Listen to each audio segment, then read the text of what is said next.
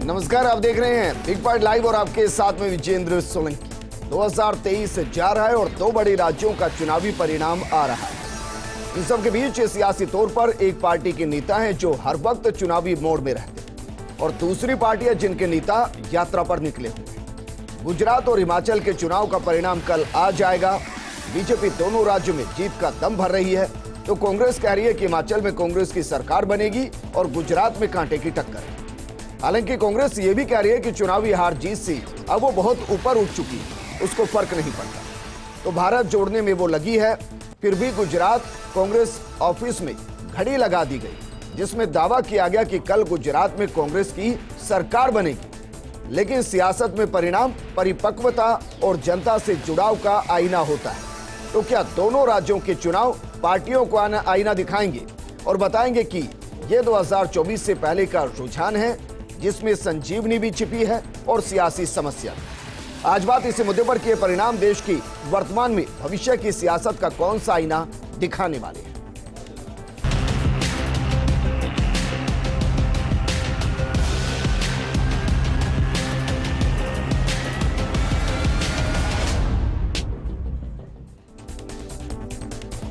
ये सच है कि जो भी परिणाम आता है वो मंथन को शुरू करता है, वो मंथन जिसके जरिए कमजोरी को समझा जाए और मजबूती की दिशा में आगे बढ़ा जाए। ये हर पार्टी पर लागू होता है, लेकिन क्या सच में दोनों राज्यों के परिणाम पार्टियों की सोच में बदलाव ला पाएंगे? इस मुद्दे पर बात करने के लिए हमारे साथ बेहद खास पैनल मौजूद है।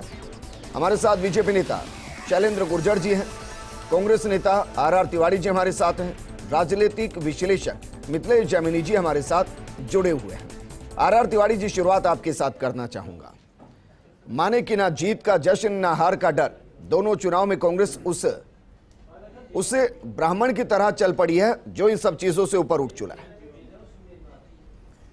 विजेंद्र, आपका प्रश्न बड़ा सटीक है, लेकिन मैं आपको ये कहना चाहता हूं कि कांग्रेस वो जमात है जो 1885 में पैदा हुई और उस ताकत से लड़कर के भारत को स्वतंत्र कराया जिसके बारे में कहा जाता था कि दुनिया में उसका सूरज छुपता नहीं है अंग्रेजों का। कांग्रेस ने देश की आज़ादी के लिए, देश के आम आदमी के लिए, उनका सामाजिक उत्थान हो, उनके बीच में आर्थिक समानता हो, इसके लिए लगातार लड़ाई लड़ती रही। ये अलग बात है कि शासन चलाने के लिए आपको शासन भी करना पड़ता है, राजनीतिक दल से आपको जीत की आशा भी करनी पड़ती है जी। लेकिन आज जो राहुल गांधी जी जो हमारे सर्वोच्च नेता हैं, उन्होंने उस विचारधारा को आगे बढ़ाने के लिए अपने आप को झोंक रखा है और गुजरात चुनाव से और हिमाचल के चुनाव से दूर कर दिया है। हमारी स्थानीय इकाइयां हैं, हम कोई बाबाओं की पार्टी नहीं है। ये नहीं कह सकते कि हमने वहां पर चुनाव नहीं लड़ा। हमारी स्थानीय इकाइयां चुनाव लड़ रही हैं और फिर मैं दावे से कह रहा हूं कल हम सरदार शहर में जीतेंगे और भारतीय जनता पार्टी को तीसरे नंबर पे धकेलेंगे। अरे सर, कहां गुजरात, कहां हिमाचल, अचानक से आप सरदार मैं शहर कह रहा आ हूं गए। गुजरात में भी सरकार बनाएंगे और हिमाचल में भी सरकार बनाएंगे। ये कल आ जाएगा सुबह 8 बजे के बाद में। ये इंटरनल सर्वे है सर कांग्रेस का कि गुजरात में सरकार बना रहे। ये हमारा आंतरिक सर्वे है और आम आदमी जो महंगाई से त्रस्त है, तो आम आदमी घड़ी में दिखाता हूं सर, ये जरा घड़ी दिखाइए। ये घड़ी गुजरात कांग्रेस ऑफिस में लगी हुई है जिसमें बाकायदा उल्टी गिनतियां गिनी जा रही हैं और ये दफ्तर के बाहर लगी है। आर तिवारी जी, जो घड़ी में दिखाऊंगा उसमें बाकायदा गुजरात के अंदर कांग्रेस का दफ्तर है। ये जरा देखिए इस घड़ी के अंदर टाइम, हालांकि इस टाइम में 2-4 घंटे और कम हो गए हैं, पहले की घड़ी है, गुजरात दफ्तर में लगा दी गई। मैं जानना चाह रहा हूं कि जब ये घड़ी लगा ही दी गई बदलाव को लेकर, तो जरा बताइए गुजरात में कितनी सीटें लेकर आ रहे हैं? हम स्पष्ट बहुमत लेके आएंगे। मैं कोई केजरीवाल जी की पार्टी का तो हूं नहीं कि वो लिख करके दे दें कि दिल्ली में 20 फलानी आएगी, फलाने हम इतने आएंगे। जनतंत्र में विश्वास करते हैं, बहुमत का आंकड़ा कांग्रेस छुएगी और गुजरात को भारतीय जनता पार्टी के 27 साल के कुशासन से मुक्ति मिलेगी। अच्छा, अरविंद केजरीवाल ने एमसीडी के चुनाव में कांग्रेस के लिए कितनी लिखी थी सीटें सर? सवाल यह कि उन्होंने जिस पार्टी के लिए, खुद की पार्टी के लिए लिखा था, उन्होंने तो गुजरात के लिए भी लिख रखा है।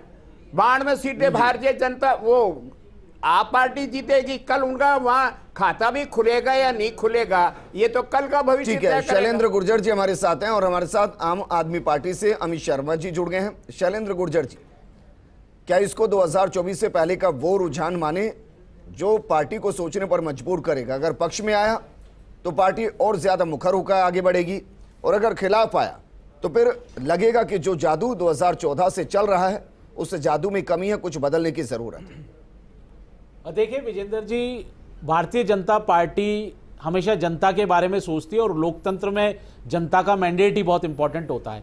आपने देखा होगा जो गुजरात के एग्जिट पोल आ रहे हैं, हिमाचल के एग्जिट पोल आ रहे हैं और एमसीडी दिल्ली के एग्जिट पोल आए, संभावनाएं होती हैं। और आपने देखा होगा किस तरह से गुजरात में 27 साल से भारतीय जनता पार्टी की सरकार है और आप देखिए वहां पर हमने सुशासन दिया है, विकास के मुद्दे हैं, कानून व्यवस्था के मुद्दे हैं, औद्योगिक वातावरण वहां बनाया। आप देखिए महाराष्ट्र से गुजरात में फैक्ट्रियां आ रही है, वेस्ट बंगाल से फैक्ट्रियां गुजरात जा रही हैं, तो एक हमने वहां पर माहौल दिया है, विकास किया है। आप देखिए चाहे हवाई अड्डों का निर्माण हो, रेलवों का निर्माण हो, सड़कों का निर्माण हो, आप देखिए पानी मध्य प्रदेश के बॉर्डर से लेके कच्छ तक पहुंचा है। तो ये तमाम बातें हैं जो जनता के जहन में है और जनता इसीलिए वोट देती है क्योंकि वहां विकास है, सुशासन है और कानून व्यवस्था है। वहां की महिला रात को 2 बजे भी घर लौटती है तो बिल्कुल सुरक्षित लौटती है। हिमाचल में आपने देखा होगा जो हमारे मुख्यमंत्री हैं जयराम ठाकुर जी, उनका जो कार्यकाल रहा बहुत अच्छा रहा और उसमें आपने देखा किस तरह से हिमाचल भी विकास की ओर बढ़ा है। जो डबल इंजन की सरकार है केंद्र की माननीय नरेंद्र मोदी जी की और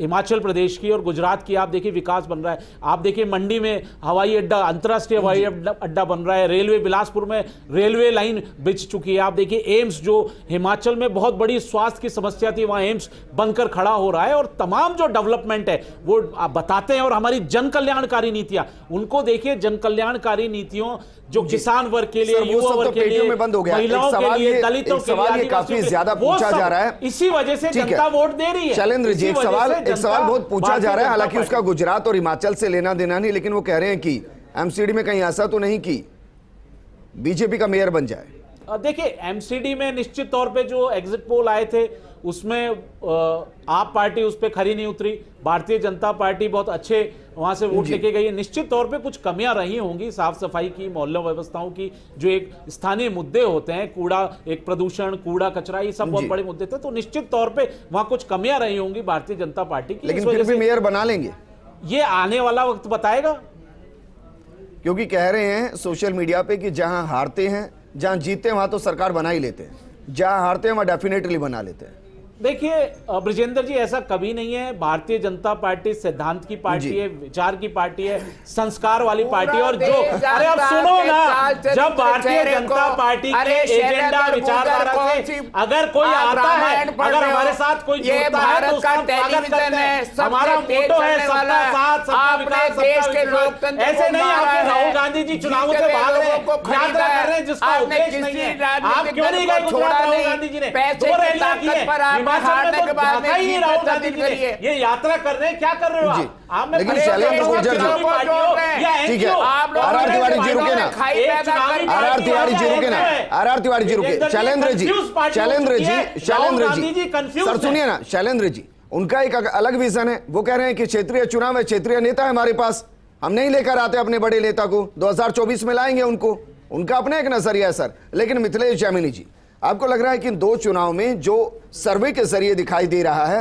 कल मतपेटियां जब खुलेंगी उससे इधर उधर हो सकता है? देखिए, कई बार ऐसा हमने देखा है कि जो सर्वे में दिखाया गया उससे इधर उधर रिजल्ट गया है। लेकिन जिस तरीके से गुजरात में प्रधानमंत्री नरेंद्र मोदी ने जो मेहनत की है, वो मेहनत बेकार नहीं जाएगी। वो गुजरात का मान स्वाभिमान से जिस चुनाव को जोड़ दिया, आपको याद होगा कि मौत का सौदागर जो एक बयान सोनिया जी ने दिया था, उसके बाद से, गोधरा कांड के बाद से, इन्होंने जो बयानों को लेकर जो गुजरात के लोगों को गुजरात तो जगाया है, उसका भाजपा को लाभ हुआ है। और गलती से खड़गे साहब से भी एक बयान निकल गया कि नरेंद्र मोदी के कोई 100 चेहरे हैं क्या, वो भी उनके लिए फायदे का रहा। आपको पता होगा मणिशंकर ने उनको नीच कहा, तो उसको मधुसूदन मिस्त्री औकात दिखा देंगे। ये जो तमाम बयान आए, वो तमाम बयान कांग्रेस के लिए तो नेगेटिव गए हैं, लेकिन बीजेपी के लिए कहीं कहीं संजीवनी का काम कर रहे हैं। और जिस तरीके से अमित शाह और नरेंद्र मोदी ने दोनों ने मिलकर, क्योंकि अगर गुजरात वो लूज करते हैं तो पूरे इंडिया में उनके सामने बहुत बड़ा संकट क्रिएट हो सकता है, क्योंकि आप अपने घर में अगर नहीं जीता पाते तो 2024 में क्या ले जाएंगे। तो निश्चित रूप से वहां पर क्लीन स्वीप जो कह रहे हैं तमाम सर्वे की, बीजेपी क्लीन स्वीप करेगी और निश्चित रूप से करेगी, क्योंकि उनका जो अपना सर्वे है। और दूसरा जो इंपॉर्टेंट चीज है कि पिछले चुनाव में जब 77 सीटें कांग्रेस की आई थी, तब अशोक गहलोत जी वहां के प्रभारी थे। अब भी हैं, लेकिन उस दौर में हार्दिक पटेल, एक बड़ा पटेल आंदोलन के अहमद भाई पटेल थे वहां अहमद पर, भाई पटेल थे, तो वो तमाम चीजें नहीं है। जिग्नेश ये तमाम- मेवानी थे वहां और पर, अल्पेश ठाकुर थे वहां पर। राहुल गांधी जी ने वहां पर जनेऊ पहनकर सोमनाथ के मंदिर में पूजा की थी, वो तमाम चीजें थी। लेकिन इस बार न तो अशोक गहलोत का ऐसा कोई वहां जादू दिखाई दिया है, ना राहुल गांधी ने जनेऊ पहनी है। ये तमाम चीजें हैं इसके चलते हुए। और दूसरा, मोदी ने जो विश्व स्तर पर गुजरातियों का मान बढ़ाया है, वो सबसे अहम मुद्दा रहा है। हर गुजराती को दिल से छू गया कि एक हमारा लाल पूरी दुनिया को नेतृत्व दे रहा है। पूरी दुनिया में जिस तरीके से यूक्रेन के प्रधानमंत्री कह रहे हैं कि ये समझौता यही करा सकते हैं, तो इस तरीके से हर गुजराती को ये लगने लगा है कि अगर हमसे ये भूल हो गई तो एक जो गुजराती पूरे विश्व पर छाया हुआ है, विश्व पटल पर, वो छवि कहीं धूमिल नहीं हो जाए। इसलिए गुजरात में लास्ट मोमेंट तक आते आते पूरा चुनाव वन साइडेड शिफ्ट हो गया। अच्छा, मुद्दों से शुरू होता है। गुजरात के कई चुनाव देख लिए, मुद्दों से शुरू होते हैं, भावनाओं पर खत्म होते हैं। बिल्कुल, हर चीज इमोशनल, जो क्वेश्चन को वो बहुत अच्छी तरह जानते हैं। ये मोदी जी की, उनको कोई ईश्वर का आशीर्वाद है कि वो इमोशनल क्वेश्चन को बहुत अच्छी तरह से पहचानते हैं। वो जिस भी क्षेत्र में जाते हैं, जहां भी वो भाषण देते हैं, वो कहीं ना कहीं एक इमोशनल वेव क्रिएट कर देते हैं। विरोधी पार्टियां मौका भी तो देती हैं सर। हाँ, उनको मौका देती है जो भी है, अभी इमोशनल वेव से लड़ने के लिए। और जो सबसे बड़ी बात लेकिन है, फिर भी आपको क्या लग रहा है, 100 में कितना प्लस होगा? देखिए, निश्चित रूप से 100 क्रॉस करेंगे और मेरे को लगता है 125 तक जाएगी बीजेपी। कोई रोक नहीं सकता। गुजरात में वन साइडेड, आम आदमी पार्टी का वहां पर कोई ज्यादा असर दिखेगा नहीं, जो तमाम सर्वे भी कह रहे हैं। और गुजराती बहुत होशियार आदमी होता है। गुजराती 1 रुपया खर्च करता है तो 2 रुपए उठाने की कोशिश करता है। व्यापारी सोच होता है, तो वो कभी भी ये नहीं सोचेगा कि गुजराती में ही इन्वेस्ट करता है। कोई भी पार्टनर बनाता है विदेश में। अमित तो शर्मा तमाम जी, चीजें, आम आदमी पार्टी क्या भविष्य देख रही है गुजरात में? देखिए, सर्वप्रथम तो मैं आम आदमी पार्टी के समस्त कार्यकर्ताओं को और दिल्ली की जनता को नमन करता हूं। और यहाँ आप सब लोगों को भी, हमारा पास में पार्टी कार्यालय, आज जो हमारी जीत हुई है, जो 15 साल का बीजेपी का कुशासन था, उसके ऊपर जो हमारी जीत हुई है जी, उसके लिए आप सबको आमंत्रित करूंगा कि हमारे कार्यालय आएँ और मुंह मीठा करें सबसे पहले तो। अब दूसरी बात, जहां तक सर बच के रहिएगा, पार्षदों को थोड़ा संभाल के रखिएगा। सर देखिए, मतलब मेरे को लगता है कि अच्छी पत्रकारिता जो होती है ना, वो अच्छे जो होते हैं जनता को, अच्छे लोकतंत्र का विकास करती है। जो आपने जो ये बोला ना, ये आप ऐसा पता है क्यों बोल रहे हैं, जनता क्यों बोल रही है, सोशल मीडिया पे क्यों चल रहा है? क्योंकि भाजपा की ये जो कुशासन है, जो गुंडागर्दी है, जो भ्रष्टाचार है ना, ये आपको भी ऐसा बोलने पे मजबूर होना पड़ रहा है कि आप अपने पार्षदों को संभाल के दूसरा रखना। नजरिया भी है सर। नहीं, ये जीतने के आपने जो बाद, बोला, जीतने के बाद हर किसी, जीतने के बाद हर किसी को लगता है, स्तंभ पर आप आरोप लगा रहे हैं। अमित शर्मा जी, लोकतंत्र में चौथा अमित शर्मा होता है, जी, मीडिया को मैं शर्म आनी इसलिए कह चाहिए, रहा आप हूं, पार्टी को अमित माफी शर्मा जी, मैं मांगनी इसलिए चाहिए। कह रहा हूं कि पार्षद भी इधर उधर होते हैं। देखिए, वो मैं जीत समझ जाते गया हैं, आपकी उनके बात। ऊपर कोई पहली बात दल तो बदल मैं- कानून तो लागू होता नहीं। एक मिनट, देखिए, मेरे को जी, बोलने का दल बदल मौका कानून दीजिए। तो लागू होता नहीं। हाँ, तो इसका मतलब आप ये क्या समझ रहे हो कि आम आदमी पार्टी के जो लोग हैं वो बीजेपी की तरह गुंडे हैं? आप ऐसा समझ रहे हो? क्यों आप ऑब्जेक्शन है? कमाल कर रहे हैं सर। ये क्या बात हुई? ये क्या बात कर रहे हैं? ये क्या बात आम हुई? आदमी पार्टी को बात करने की तमीज नहीं। आप किस तरह की भाषा का प्रयोग कर रहे हो? आपकी जमानतें जब्त हो चुकी हैं। मैं शैलेंद्र जी के साथ, उत्तराखंड हो, आपका गोवा हो, आपका उत्तर प्रदेश हो, आप किस तरह की भाषा का प्रयोग कर रहे हैं? बिल्कुल नहीं, ऑब्जेक्शन है मेरा इसमें। किस तरह की आपको क्षमा मांगनी चाहिए। भारत के हर कार्यकर्ता, भारतीय जनता पार्टी के हर कार्यकर्ता से आपको माफी मांगनी चाहिए। ये आप गलत शब्दों का इस्तेमाल कर रहे हैं। आपको डिबेट में बैठने के लिए आप नहीं बैठ सकते। मेरा ऑब्जेक्शन है विजेंद्र जी, इस तरह की भाषा का प्रयोग नहीं कर सकते। मैं शैलेंद्र जी की पीड़ा को समझ सकता हूँ। अमित शर्मा, कोई बात, अमित शर्मा, आपके साथ पूरी सहानुभूति है, आपके साथ पूरी सहानुभूति है, अमित शर्मा जी, आपके साथ पूरी सहानुभूति है। शैलेंद्र भाई, मैं गुजरात पे बात करता हूँ, इनके साथ पूरी सहानुभूति है मेरे को, कोई बात नहीं। आप गुजरात पे बात करते हैं। देखिए, गुजरात की हम लोग अगर बात करें तो सर्वप्रथम मैं दोबारा से गुजरात की जनता को नमन करूंगा और धन्यवाद दूंगा। हम लोग भारतीय लोकतंत्र के इतिहास में, आपने भारतीय जनता पार्टी के कार्यकर्ताओं को गुंडा क्यों कहा है? आप माफी मांगे पहले, उसके बाद आपने डिबेट शुरू कर। नहीं, आपने पार्टी में भी लांछन लगाए तो कार्यकर्ताओं पे लगाए। आज भारतीय जनता पार्टी में 19 करोड़ से अधिक कार्यकर्ता हैं, समर्पित कार्यकर्ता हैं, निष्ठावान कार्यकर्ता हैं। आज हम भारत के गौरव की बात कर रहे हैं, संस्कृति का पुनरुद्धार कर रहे हैं। आप किस तरह की विधायकों को खरीदने की और पार्षदों को खरीदने की तो बात कर रहे हैं? आप आपका चाल चरित्र, चेहरा, विजेंद्र जी,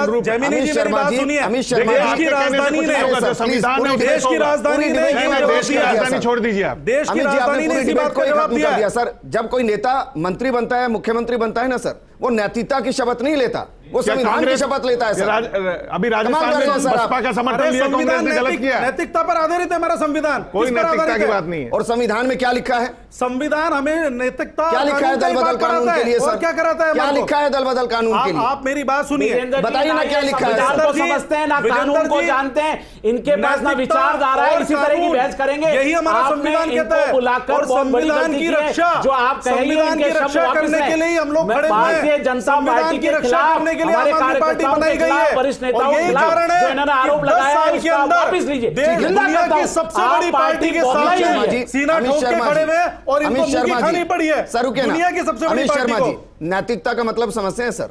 शब्दों की मर्यादा भी उसमें होती है। तो नैतिकता संविधान में क्या शब्दों मना की करता मर्यादा भी क्या? होती है सर। सर तो मैं ये चाहे ना कह रहा हूं कोर्ट आपको। है, आप पे पूरा मैं यही सिस्टम कह रहा बना हूं, हुआ है, आपको लग रहा है- संविधान है, कानून है, अगर आपको कोर्ट लग रहा है कचहरी कि है, आप क्या गुंडागर्दी बात कर कर रहे रहे हैं, हो? जाइए किस तरह कानून की के भाषा पास। का प्रयोग कर रहे हो? जिस बैठ के गुजरात के अंदर- आप आदमी पार्टी को ठीक तो है। बैठने का अधिकार ही नहीं है राजस्थान ठीक है। में, जिनका संगठन है ना आपको- कोई है। आपको- आप किस तरह की भाषा का प्रयोग शैलेंद्र करते हो? जी, जैसे नहीं दिल्ली करिए, से साफ शैलेंद्र कर दिया गुर्जर है बिल्कुल ना, निंदनीय है। आपको जैसे अरे दिल्ली सर, में साफ किया है। शैलेंद्र गुर्जर जी, अभी आने दे, कल फाइनल आने कमेंट मैं दीजिए, आपसे कल चाह हम रहा हूं, आपको बताएंगे गुजरात में गुजरात 100 प्लस कितना? शैलेंद्र जी, गुजरात में 100 प्लस कितना? देखिए कल मतगणना होने वाली है और गुजरात का जो परिणाम है वो कल सब पूरे राजस्थान भारत की जनता और गुजरात की जनता के सामने होगा। हम तो हमारे एजेंडा जो हमारा होता है विकास का, सुशासन का, सुदृढ़ कानून व्यवस्था का, महिलाओं की सुरक्षा का, इंफ्रास्ट्रक्चर डेवलप करना, सड़क देना, बिजली देना, पानी देना, वो सारे स्वास्थ्य स्ट्रक्चर को ठीक करना, उस पर हम वोट मांगते हैं और जनता के बीच में जाते हैं। निश्चित तौर पे गुजरात में भारतीय जनता पार्टी सरकार बनाएगी, ठीक है, हिमाचल मेरे में पास वक्त की भारतीय कमी है। जनता एक और पार्टी सवाल सरकार आपसे, बनाएगी। एक और सवाल आपसे, क्या आप कांग्रेस से ज्यादा आम आदमी पार्टी डरा रही है? बिल्कुल नहीं, इनका तो आधार ही नहीं है। आपने देख लिया आम आदमी पार्टी का क्या चरित्र है, जाहिर हो रहा है जवाब से, क्या चलन है, कांग्रेस से प्रेम इनका जाहिर हो रहा है। की जनता कल हम इनको जैसे दिल्ली में मार दिए, जैसे दिल्ली में मार दिए, सत्येंद्र जैन उसी जी तरह से बैठे हुए अब तक उनको उसी जमानत तरह से नहीं हुए, गुजरात में वो लोग मसाज बताएंगे। करा रहे हैं उनके वार्डों कल में, गुजरात ये हार में भी गए। बताएंगे आपको। मनीष सिसोदिया जी जैसे खुद दिल्ली से शिक्षा साफ नीति से किया शराब है, नीति तक आ गए। जैसे ये तो इनका दिल्ली से चरित्र है, साफ किया है, भ्रष्टाचार के विरुद्ध गुजरात आए थे, में भी आज आपका खुद नंबर आने वाला है। ये सिर्फ जैसे- भ्रष्टाचारी पार्टी जैसे है, दिल्ली से जिनकी साफ ना किया है, ईमान है, ना आर धर्म तिवारी है। जी, पूरी तरह से साफ आर किया, यहाँ तिवारी भी जी, साफ करेंगे। क्या ये दोनों चुनाव के परिणाम कांग्रेस के लिए कहीं से संजीवनी नजर आएंगे 2024 के लिए? सवाल ये है कि जो 2017 में भी प्री पोल के जो आपने नतीजे देखे थे अनुमान वाले, उसमें भी कांग्रेस को वहां पर गुजरात में हमने अच्छे नंबर नहीं दिए थे। हम 77 पे आकर के भारतीय जनता पार्टी को हमने 99 के फेरे में डाला था। और अब की बार भी सर्वे बता रहा है कांग्रेस 40 से 50, भारतीय जनता पार्टी के नेता, देश के प्रधानमंत्री जहां पैदा हुए, देश के गृह मंत्री जहां पैदा हुए, उन्होंने कहा 150 प्लस आएगी। मैं कह रहा हूं शैलेंद्र गुर्जर 99 से नीचे आएगी क्या आपकी पार्टी? सरकार तो हम बना रहे हैं, ये जो अनुमान वाले जो नतीजे हैं ये फेल हो रहे हैं। शुक्रिया आर तिवारी हमारे साथ जुड़ने के लिए। शैलेंद्र जी आपका भी शुक्रिया। अमित जी डिबेट में थोड़ी गंभीरता रखा कीजिए सर। मिथिलेश जामिनी जी आपका भी शुक्रिया चर्चा में शामिल होने के लिए। सर्वे अलग चीज होती है, जनता का मानस अलग चीज है और जनता का मानस मतपेटियों में बंद है। कल जब वो खुलना शुरू होगा तो फर्स्ट इंडिया रुझान से लेकर परिणाम तक सबसे पहले आपको दिखाएगा। सुबह 7 बजे से फर्स्ट इंडिया पर महा कवरेज लगातार जारी रहेगी। आप हमारे साथ बने रहिएगा। नमस्कार।